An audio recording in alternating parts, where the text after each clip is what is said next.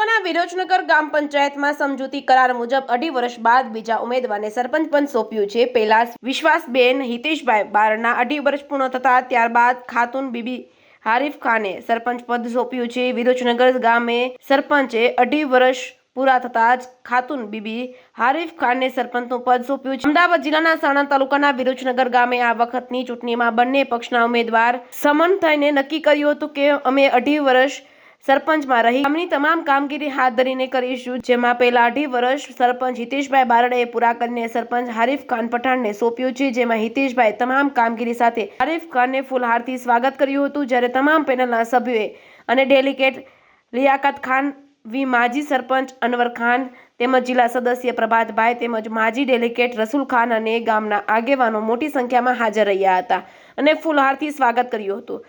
જે કેસની ગુજરાતી સાથે અફઝલ ખાન પઠાણ સાથે બહેલોલ મલેક, સાણંદ।